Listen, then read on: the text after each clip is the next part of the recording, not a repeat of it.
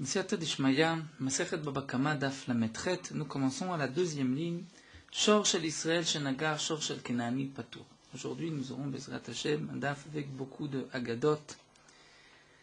La Gemara donc reprend ce que nous avons vu dans la Mishnah. Le taureau d'un juif qui encorne le taureau d'un Kenaani, il est Patour. Le Israël est Patour. Inversement, le taureau du Kenaani qui a encorné le taureau du Israël, que le taureau soit tam ou mouad, il payera nezek shalem. C'est-à-dire, pour le non-juif, il doit payer et il n'y a pas de différence entre tam et mouad. La Gemara pose la question, comment se fait-il que le taureau du Israël qui a encorné le taureau du Kenaani est patour? Amré, ils ont dit, on a posé la question suivante. Mima nafshach. De deux choses l'une. Ire ou dafka. Si on traduit ce qui est marqué dans la Torah, Re ou Dafka, c'est-à-dire c'est seulement le taureau de ton prochain. Et donc, on comprend que le taureau du Israël qui a encorné le taureau du Kenaani est patour, puisque ça ne s'appelle pas Re ou. Donc dans la paracha de Shor, on ne va pas inclure le taureau du Kenaani qui a été encorné. On pourrait rajouter un Tosfot que tout le monde rapporte, tous les Mefarshim rapportent un Tosfot dans Masechet Ktubot, Nun Vav, qui nous dit que sans les psukim de la Torah, un homme cause un dommage, il n'est pas obligé de payer. Ce n'est pas que c'est évident, on cause un dommage, on doit payer. Nous avons besoin d'un pasouk pour dire qu'on doit payer. Sinon, on n'aurait pas dû payer. Donc puisque là, on traduit Réou Dafka, c'est-à-dire le pasouk ne parle que pour le taureau d'Israël qui est encore le taureau d'un d'Israël. Alors on dit la Gemara, inversement des Kenaani qui n'a gardé Israël, n'ameli pater. Si c'est ainsi, donc le taureau d'un Kenaani qui est encore le taureau d'un Israël devrait être aussi patour, puisque c'est marqué Réou. Ve Réou lav dafka. Et si tu dis que Réou lav dafka, et donc on comprendrait la Sefa, pourquoi le taureau du Kenaani qui est encore le taureau d'Israël doit payer. Mais alors à ce moment-là, philo d'Israël qui n'a gardé Kenaani n'est chayev. Si le taureau d'Israël est encore le taureau du Kenaani, on devrait être aussi chayav. Donc comment comprendre notre Mishnah? Amar Rabbi Abahu nous dit à Markra, nous avons un pasouk. Le pasouk nous dit Amad, Vaimoded Eretz, Ra'a, Vayater Goim. Nous dit le pasouk, Akadosh Baruch Hu, Amad, il se lever, Vaimoded Eretz, on peut traduire, il a mesuré, regardé la terre. Et ensuite, nous dit le pasouk, Ra'a, il a vu, Vayater Goim. Vayater, la Gemara va nous expliquer que signifie Vayater, quelle est la chaîne de Vayater. Ra'a, qu'est-ce qu'il a vu? Qu'est-ce que Akadosh Baruch Hu a vu? Sheva mitzvot shekiblu alem bnei Noach, les 7 mitzvot que les bnei Noach, les non-juifs, ont pris sur eux. Kevan shelo kimu, puisque Akadosh Baruch Hu a vu que les bnei Noach ne respectent pas ces Sheva mitzvot, Amad, il s'est levé Vayitir. Donc Vayater, la chaîne de Vayitir, il a permis Mamonam l'Israël leur argent au Israël. Et donc, le taureau du Israël qui a encorné le taureau du non-juif, le Israël est patour. Comme le soulève ici Tosfot, il ne s'agit pas de Veitir Mamonam l'Israël que l'argent du non-juif est permis, donc il n'y a plus de vol du non-juif. C'est seulement dans ce contexte du taureau qui a encorné le taureau d'un non-juif, où là, puisque les Bnei Noach n'ont pas respecté les 7 mitzvot, Akadosh Baruch Hu a permis leur argent. Rabbi Yochanan Amar Me'achar, Rabbi Yochanan dit, nous avons un autre passage, c'est marqué au Fiya Mehar Paran. Akadosh Baruch Hu a été, s'est montré à Har Paran. Et Mi Paran, on va traduire au Fiya Mamonam l'Israël. Il a donné, il a dévoilé, permis leur argent au Bnei Israël. C'est-à-dire, lorsque Akadosh Baruch Hu a fait le tour de tous les peuples pour leur donner la Torah, et que les peuples ont renoncé à la Torah, à ce moment-là, Kadosh Baruch Hu a permis leur argent au Bnei Israël, c'est-à-dire le taureau d'Israël qui endommage le taureau du non-juif, le Israël est patour. Et comme l'explique bien le Maharsha, donc lorsque Kadosh Baruch Hu a été voir Paran, où il a rencontré les Bnei Ishmaël, et qu'on dit on ne peut pas rester, on ne peut pas vivre si on ne vole pas, donc on ne peut pas accomplir le Lotignov, à ce moment-là, Kadosh Baruch Hu, Hofiya Mamonam l'Israël a permis leur argent au Bnei Israël. Tanana Me'achi, nous avons aussi une braïta qui nous dit Shor shel Israël shnagar, Shor shel Kenaani patour. Le taureau d'un Israël qui est encore le taureau d'un Kenaani, on est patour. Mais Shor shel Kenaani shnagar, Shor shel Israël ben tam ben moed meshalem nezek shalem. Et pourquoi? La braïta explique Shenemar Amad, comme c'est marqué Amad vaimoded eretz ra'a vayater goim. Veomer, nous avons un autre pasouk, Ofia Me'arparan. Donc la Gemara nous rapporte en vérité dans la Braïta les deux psukim. L'explication de Rabbi Ava ou l'explication de Rabbi Yochanan. La Gemara demande Maïf Omer, pourquoi la Braïta nous rapporte les deux psukim, pourquoi un seul pasuk n'est pas suffisant.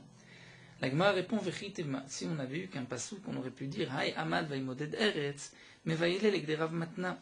Ce pasuk Amad Vaimoded Eretz, on en a besoin pour l'enseignement de Rav Matna ou de Rav Yosef, et comme l'enseignement de Rav Yosef. Nous allons voir l'explication tout de suite de Rav Matna et de Rav Yosef sur le pasuk Amad Vaimoded Eretz, et donc c'est pour cela que peut-être que ce pasuk Amad Vaimoded Eretz ne vient pas dire qu'Akadosh Baruch Hu a permis l'argent des non-juifs au Bnei Israël, c'est pour cela que nous avons besoin d'un deuxième pasuk, Tashma, Ofia Me'arparan, que Miparan Ofia Mamonam le Israël, donc de Arparan, Akadosh Baruch Hu a permis l'argent des non-juifs au Israël, donc comme le précise bien Tosfot, c'est seulement dans le cadre du taureau qui est encore né. Alors la Gemara continue, Maï de Rav Matna. Quel est cet enseignement de Rav Matna? Quel est l'enseignement de Rav Yosef? Tout d'abord Rav Matna. Dama Rav Matna. Comment Rav Matna est d'Oresh le pasuk? Amad Vaimoded Eretz Ra'a. Rav Matna nous dit, Akadosh Baruch Hu a vu. Qu'est-ce qu'il a vu? Ma Ra'a. Ra'a Sheva Mitzvot Shnistaldu Alem Bnei Noach Velo Kiimum. Akadosh Baruch Hu a vu les 7 mitzvot que les Bnei Noach ont reçus et ces mitzvot qu'il n'accomplit pas. Amad, à ce moment-là, Kadosh Baruch Hu s'est levé, Kaviachol, et que signifie Vayater Goïm, c'est-à-dire Vigla Otam. Il les a exilés, mais Alad Matam, de leur terre. Rashi nous rapporte, comme les Kaftorim, Ayotzim et Kaftor, Beseir, Yashua, Chorim, beaucoup de peuples étaient partis de leur terre, avaient été exilés de leur terre. Et donc la traduction de Vayater signifie la galoute. Maïm Mashma Daï Vayater de Shan Diglu Yehoun, dit l'Agma, d'où est-ce qu'on sait que la chaîne de Vayater, c'est la chaîne de galoute d'exil, puisque Ktivacha c'est marqué Vayater Goïm, et Ktivatam et là-bas c'est marqué le Nater Ba'em al Aretz. À propos du Sheret Saof, qui a quatre pattes, Asherlo Kiraim Ima le Raglav le Nater Ba'em al Aretz, à propos des sauterelles qui servaient, donc leurs pattes qui servaient les Nater, c'est-à-dire s'envoler ou métarguer, mais on traduit les Kafza Be'on Alara pour voler, pour aller d'un endroit à l'autre sur la terre. Donc, le pasuk Ra'a Vayeter Goïm peut être expliqué comme nous dit ici Rav Matna, qu'il ne s'agit pas de Vayeter qu'Akadosh Baruch Hu a permis l'argent des non-juifs, mais peut-être qu'il les a exilés. Donc c'est pour cela qu'on a besoin d'un autre pasuk. Maï de Rav Yosef, que le pasuk de Rav Yosef, Rav Yosef a dit Amad Vaimoded Eretz Ra'a. Rav Yosef lui explique le pasuk Ma Ra'a, qu'est-ce qu'Akadosh Baruch Hu a vu? Ra'a Sheva Mitzvot Shekiblu Alem Bnei Noach Velo Kiimum. Akadosh Baruch Hu a vu les 7 mitzvot que les Bnei Noach ont pris sur eux et qu'ils n'ont pas accompli. Amad vitiran laem. Akadosh Baruch Hu s'est levé, Kaviachol vitiran laem, et leur a permis. C'est-à-dire, dorénavant, vous n'avez plus ces mitzvot.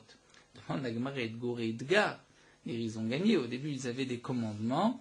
Ils ne les respectent pas. Ils ne sont plus obligés de les tenir. Imken matzinu choteniskar. Donc, celui qui faute peut ensuite gagner, puisqu'il n'a plus de contraintes, il n'a plus de commandements à respecter et d'autres à ne pas faire.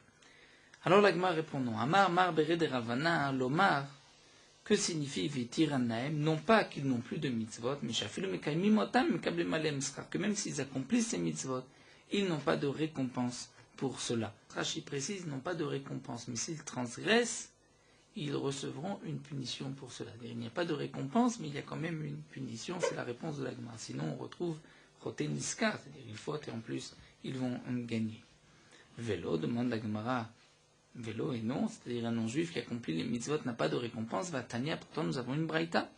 Rabbi Meir Omer Rabbi nous dit Minaim Shafilun Nochi Vosek Batora. D'où est-ce qu'on sait que même un non-juif qui étudie la Torah, Shehu ke Kohen Gadol, qui est comme le Kohen Gadol.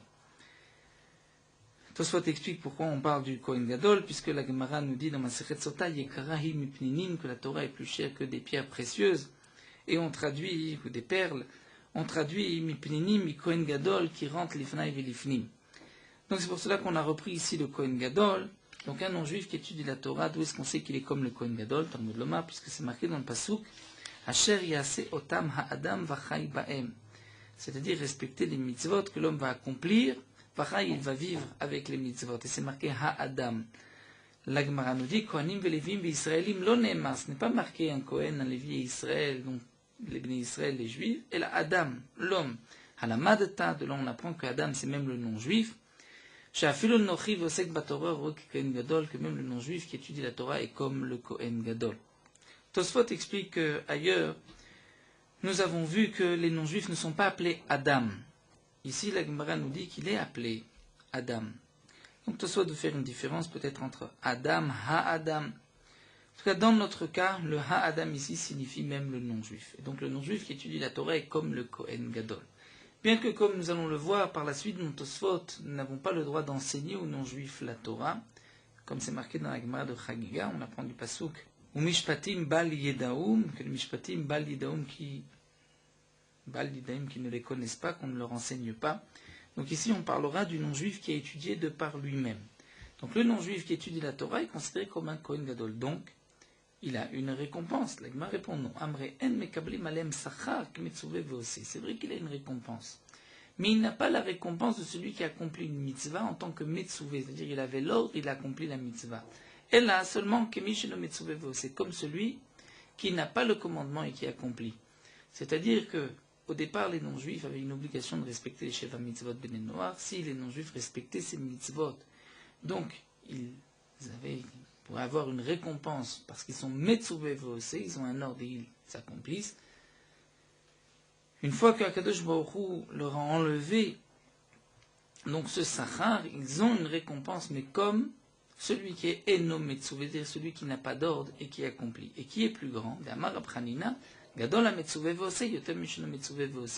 Grand est celui qui a l'ordre et qui accomplit, plutôt que celui qui n'a pas d'ordre et qui accomplit la mitzvah. On pourrait penser le contraire, que celui qui a un ordre et qui accomplit la mitzvah, c'est vrai qu'il a un mérite, mais celui à qui on n'a même pas demandé et va accomplir par lui-même, c'est sûr qu'il a un plus grand mérite. Et bien nous, on voit que c'est le contraire, et comme Tosfot l'explique ailleurs, dans d'autres endroits, donc du Chine, nous avons vu aussi le principe de Gadol à Metzuvé Veosé. Il y a une des explications de Rishonim, c'est que celui qui a un commandement a aussi un Yetzerara, un mauvais penchant, pour ne pas accomplir le commandement, et donc il doit forcer sur lui-même pour pouvoir accomplir la mitzvah, donc c'est pour cela qu'il a plus de mérite. Tanu Ravanan, l'Agma nous rapporte une braïta. Vegvar shalcham malchut romi, shne sardiotot.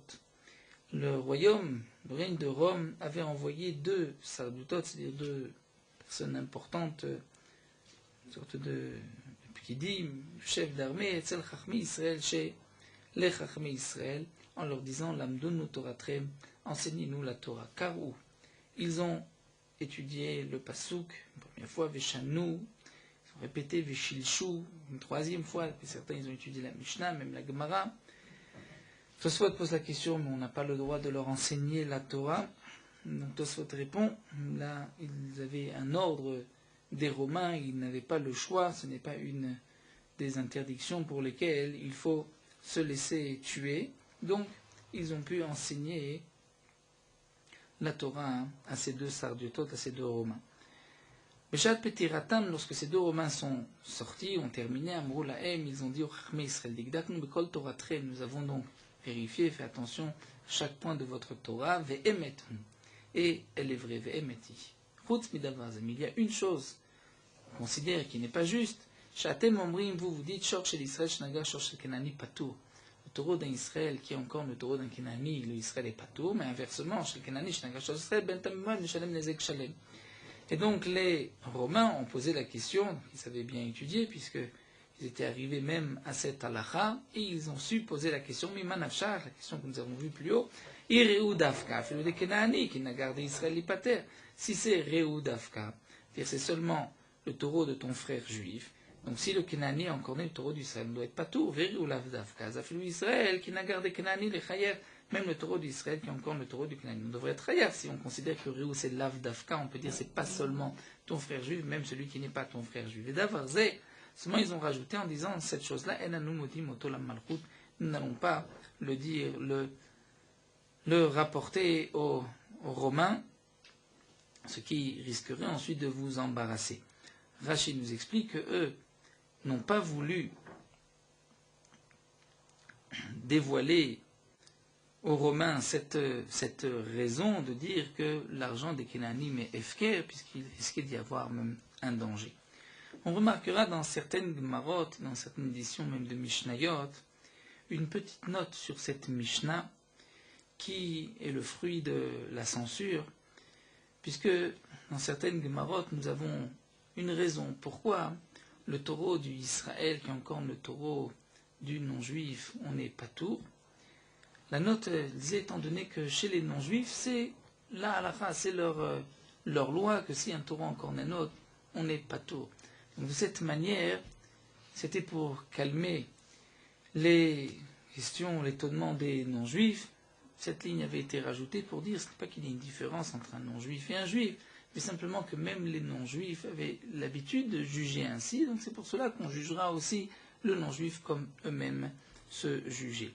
Mais la raison exacte, c'est celle que nous avons vue dans la Gemara, qu'Akadosh Baruch Hu donc a permis, a été matir mamonam chez des Romains. La Gemara continue, Rav Shmuel bar Yehuda shechivele barta. Là, nous avons une Gemara qui est assez étonnante. Nous allons voir comment Oula a été consolé Rav Shmuel bar Yehuda qui avait perdu sa fille. Rav Shmuel bar Yehuda shechivele barta avait perdu sa fille était décédée. Amoulé Rabbanan le Oula, Nechamim ont dit à Oula, kum nizal nenachame. Allons ensemble le consoler. Amar Léoui leur a dit Maï itli gabe nechamate de Bablei. Qu'est-ce que j'ai avec les consolations, les nichumim des Babliim de Babel? Pourquoi des guidoufaou? Étant donné que lorsque eux vont être menachem, celui qui a perdu un proche parent, au contraire c'est un guidouf, il blasphème vis-à-vis d'Akadosh Baruch Hu. Pourquoi? Des amré, parce qu'eux ont l'habitude de dire Maï efchar le mevad. Qu'est-ce qu'on peut faire? Comme si, comme si cela sous-entend que s'ils avaient pu faire quelque chose, ils auraient fait. Pourtant, c'est la décision d'Akadosh Baruch Hu que telle personne doit partir. Donc, Oula a dit de s'exprimer ainsi, de dire Ma'efshar le mevad, qu'est-ce qu'on peut faire?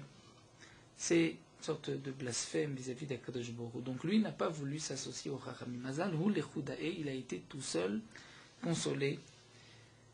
Rav Shmuel bar Yehuda. Amarle Oula a dit à Rav Shmuel bar Yehuda. C'est marqué dans le passouk Vayomer Hashem Elai, Akadosh Baruch Hu a dit à Moshe Rabbeinu, c'est Moshe Rabbeinu qui parle, Al tatzar et Moab al tetgarbam milchama. Lorsque les Israéliens sont approchés du peuple de Moab, Akadosh Baruch Hu a interdit de sortir en guerre et de les faire souffrir.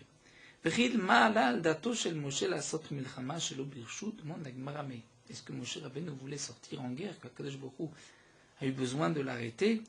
El anasa Moshe kalvachomer beatzmo. Moshe Rabbeinu a jugé, a fait un kalvachomer par lui-même. Il s'est dit, ah moi, Uma Midianim, si déjà les Midianim, Shelo baoula la azor et Moab, les Midianim avec Bilham ne sont venus que aider Moab, que aider Balak, lorsque Balak avait eu peur des Bnei Israël. Et pourtant, Amra Torah, la Torah dit, nous avons le pasuk Tsaror et Midianim vikitemotam, qu'il fallait donc s'attaquer aux Midianim et les frapper.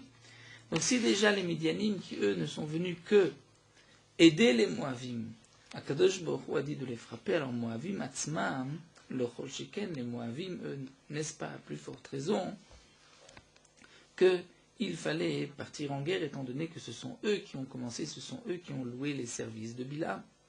Amarlo Akadosh Baruch Hu, là Akadosh Baruch Hu lui a dit, Lok sha'alta al datecha alta al dati. Dire non pas ce qui était venu à ton esprit est ce qui est venu au mien. J'ai de ce peuple de Ammon ou Moab, j'ai deux pridot, comme deux oisillons, deux oiseaux, qui sont Ruth à Moavia, Ruth descendante de Moab, Venaama descendant de Ammon, Ammonite. Ruth à Moavia qui était la grand-mère de David Ameler, et Naama Ammonite qui était une des femmes de Shlomo Ameler et la mère de Rechavam. Donc ça, c'est la raison pour laquelle Akadosh Baruch Hu ne voulait pas qu'on s'attaque à Ammon et à Moab. Et donc là où la poursuit, il dit Valot Varim Kalvachomer. Ces paroles-là sont... Il y a là une logique de la plus forte raison. Uma bishvil shte pridot tovot. Si déjà, pour deux oisillons, Chas Akadosh Baruch Hu acheté umot gedolot, Akadosh Baruch Hu eut pitié de deux nations, comme Ammon ou Moab, Velo Irkivan ne les a pas détruits. Alors Bito Shel Rebi, dire la fille de notre maître, Im Kshera'i, dire si elle était Kshera, Verouya il a tzet memena davartov, et qu'il aurait pu sortir d'elle quelque chose de bien, alachat kama vekama d'avechaya, à plus forte raison qu'Akadosh Baruch Hu l'aurait laissé en vie. Et donc, où l'a ainsi consolé, entre guillemets,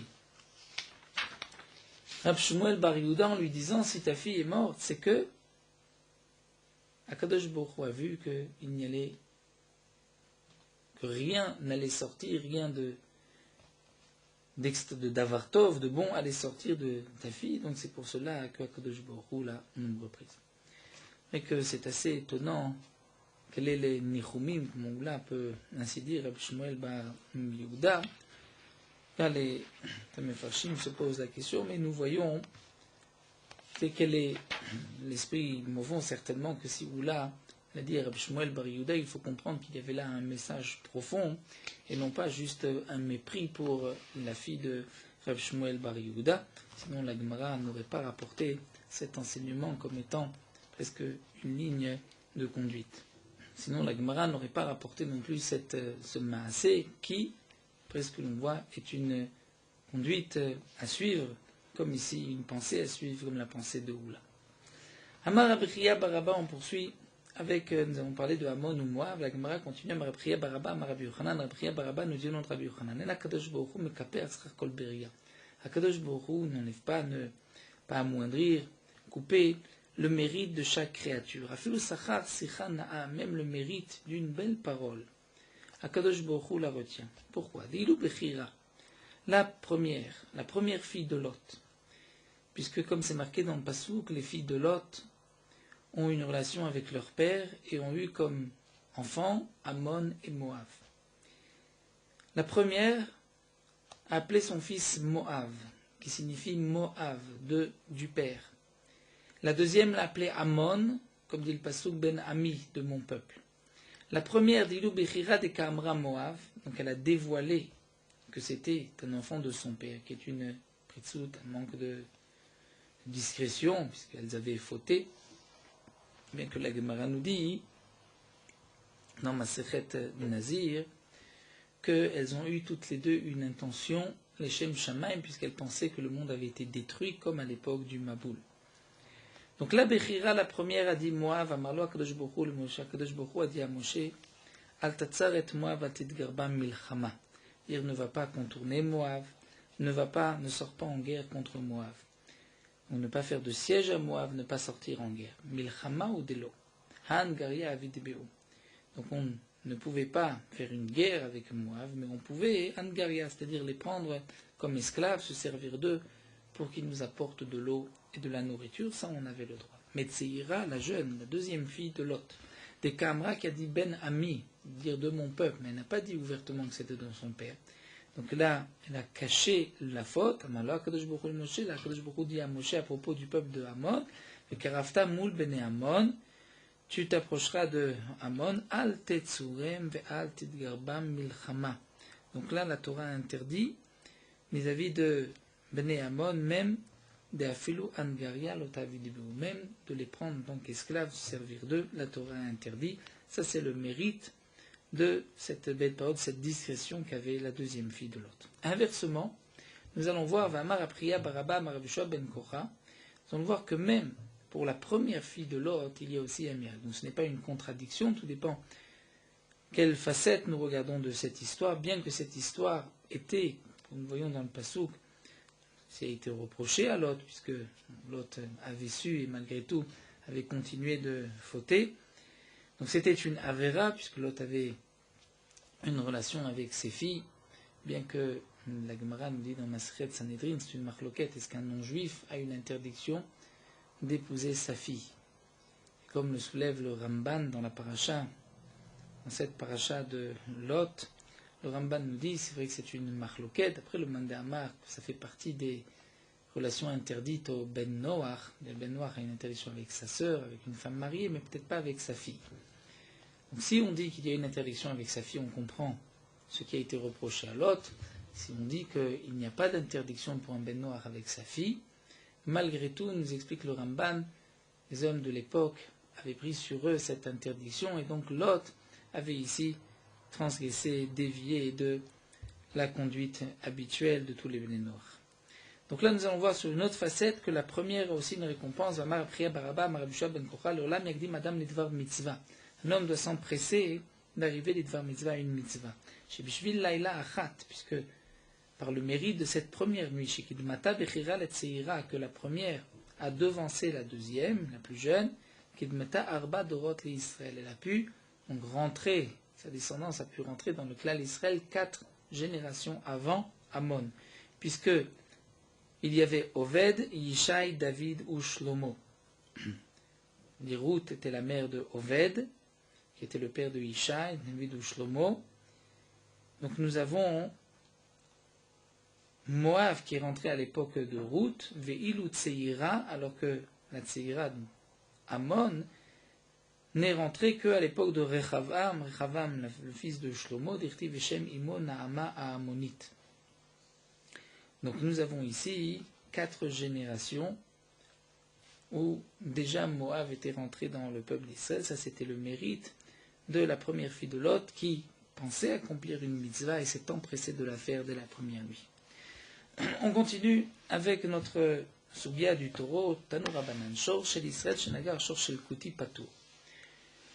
Le taureau d'un Israël qui a encore né le taureau d'un Kuti, le Israël est Patour. Le Kuti, comme nous allons le voir, c'était un peuple qui s'était converti, qui venait de Kuta, comme c'est rapporté dans Malachim, dans le Nach, où Akadosh Baruch Hu avait envoyé des lions qui les avaient mangés, et les Kutim ont été se convertir. Nous avons une grande marloquette dans la Gemara. Est-ce que Kutim Gere Arayot, est-ce qu'ils ne sont pas considérés comme des Juifs, la conversion n'est pas valable, ils se sont convertis par la peur des lions, ou bien Gere Emet, ils sont comme de véritables convertis. De toutes les manières, par la suite, les Chachamim ont décrété que tous les Kutim étaient comme des non-juifs, puisqu'on les a surpris en train donc de pratiquer Avodah Zarah al-Har Gerizim. Là, la Gemara nous parle des Kutim. Shor shel Israël shnagar shor shel Kuti, le Israël est patour. Mais shel Kuti shnagar shor shel Israël, tout dépend. Tam meshalem chatzi nezek, moad meshalem nezek shalem. Donc là, le Tam payera chatzi nezek, moad meshalem, c'est comme le taureau d'un Israël qui est encore le taureau d'un autre Israël. Nous allons voir la raison de Tanakama. Rabbi Meir, Omer, shor shel Israël shnagar shor shel Kuti patour.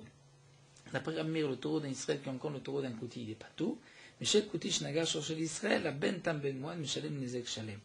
Là, qu'il soit Tam ou moad, on payera nezek shalem. On remarque que d'après Rabbi Meir, le Kuti a le même statut du non-juif. D'après Tanakama, il a le statut d'un Israël lorsque c'est le taureau du Kuti qui encorne le taureau d'un Israël, mais lorsque c'est le taureau d'Israël qui encorne le taureau d'un Kuti, là, il est patour, et nous verrons que d'après Tanakama, le Kuti a le statut d'un Israël, mais les Chachamim ont imposé ici un knas, et c'est pour cela que le Israël, qui est encore le taureau du Israël, qui est encore le taureau du Kuti, est patour. Donc là, Gemara nous dit les Memra, cela voudrait dire les Savar Rabmir, Kutim Gera Arayoten. Donc ça voudrait dire que d'après Rabmir, les Kutim sont considérés comme des faux convertis, qui se sont convertis par la peur des lions, mais qui n'étaient pas sincères. Donc ils ont un statut de non-juif, Urmini, et pourtant nous avons une contradiction. Kol Aktamim, à propos des Ktamim, des taches de sang, qu'on trouve, puisque un Ketem est tamé, le Ketem d'un Israël est tamé, et c'est marqué que tous les Ktamim, toutes les taches de sang, Abaim et Rekem, qui proviennent de Rekem, Théorim sont pures. Rashi nous explique que Rekem c'était une ville où la majorité était des non-juifs. Le digne du sang d'une non-juive, puisqu'il n'y a pas d'interdiction de nida chez la non-juive, donc il est tahor, il n'y a pas d'impureté, puisque la Torah dit juste d'Abel Bnei Israël, c'est concernant les Bnei Israël et pas les non-juifs.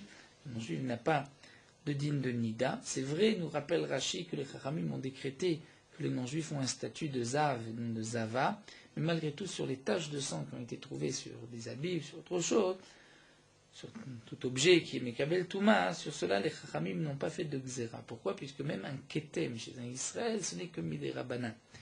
La femme Minatora n'est impure que lorsque elle a vu, elle a senti le sang couler, mais pas lorsqu'elle a trouvé du sang sur un habit, sur un Keli. Là, ce n'est qu'une interdiction Midei Rabbanan.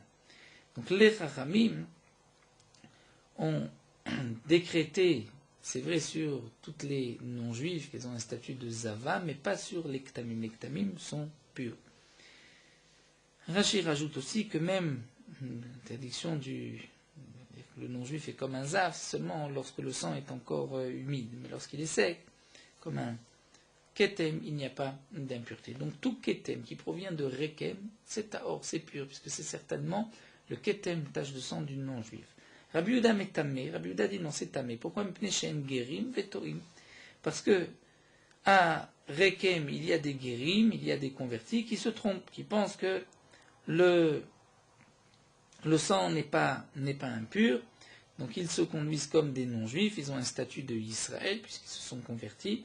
Donc puisque la majorité avec eux sont des convertis, ils ont un statut de juifs, puisqu'ils ne respectent pas les mitzvot, ne font pas attention aux ktamim, donc c'est pour cela qu'on va rendre impurs tous les ktamim, toutes les taches de sang qui arrivent de là-bas. Ensuite, c'est marqué mi ben hanochim teorim, mi ben Israël ou mi ben akutim, Rabbi Meir metame vecham metaharim. Donc, comme Rachid explique, on va lire ainsi mi ben hanochim, si un ketem a été trouvé parmi les non-juifs, tahor, il est impur. Mi ben Israël ou mi ben akutim, si c'est parmi les kutim ou parmi les Bnei Israël, là Rabbi Meir dit que c'est tamé, Chamim c'est tahor. Comment se fait-il que le ketem d'Israël peut être tahor? C'est pour cela que Rashi explique, nous rapporte la Gemara dans Nida, où on traduit ainsi. Mi ben Israël ben akutim c'est tamé. Ensuite, ce qui a été trouvé, Béharé Israël, dans un endroit efker, c'est tahor, c'est pur. Pourquoi? Parce que les Bnei Israël ne jettent pas leur ktamim, leur tache de sang, mais les cachent pour ne pas rendre impurs.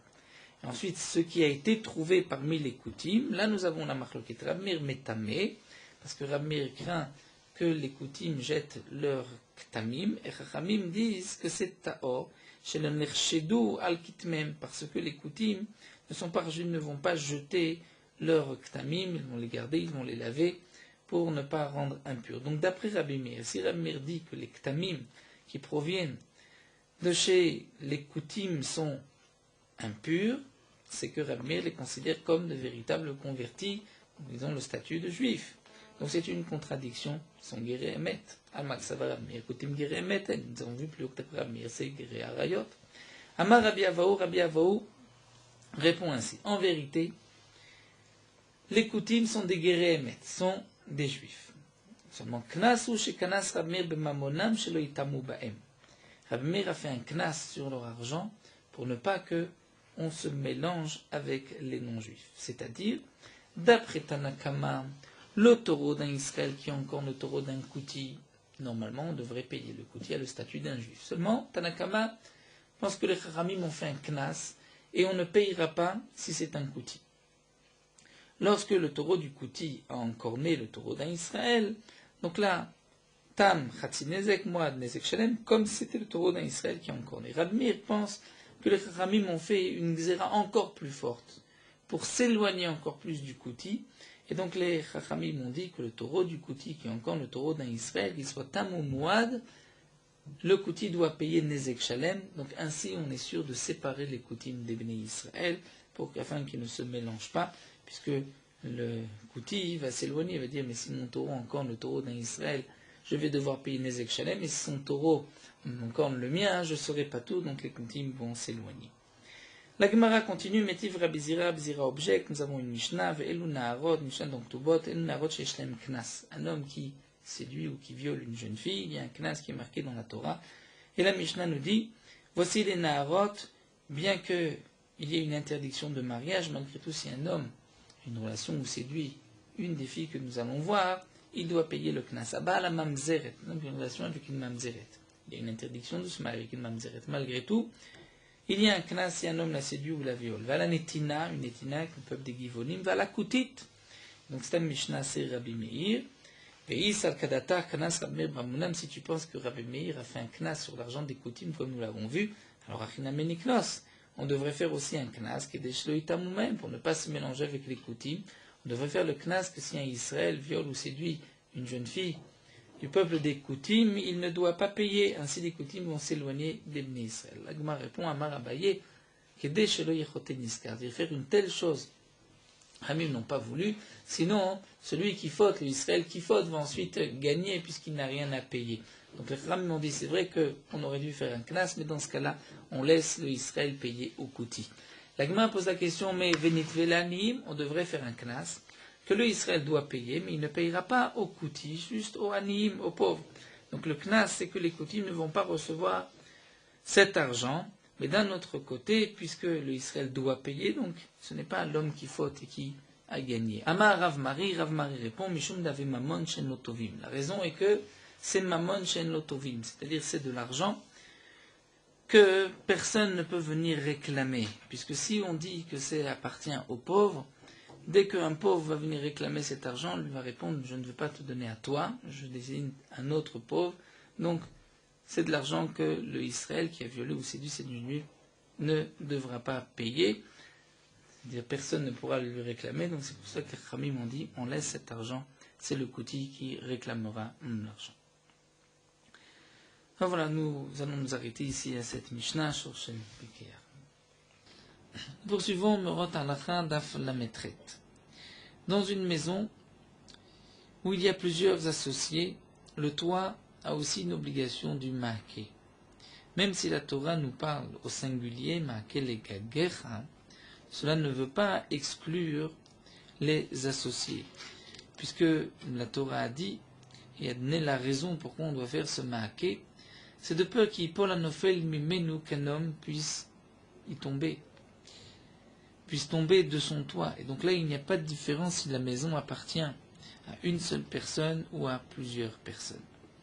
Celui qui va louer une maison a lui aussi une obligation de mettre un maaké, donc un petit muret sur le toit de la maison, puisque c'est une obligation sur celui qui y habite. Dans le cas où nous avons un toit ou une cour qui sont à un niveau plus bas que le domaine public, donc même si ceux qui passent dans le domaine public peuvent tomber sur le toit ou dans la cour, l'obligation du maaké n'est pas sur le propriétaire du toit ou de la cour, donc de mettre un maaké au niveau du Reshut Harabim, puisque l'obligation de la Torah, c'est si un homme va tomber du toit et non pas sur le toit. Mais ce sont les habitants de cette noix, de cette rue, ou les responsables de la ville qui doivent mettre une barrière ou un maaké au domaine public.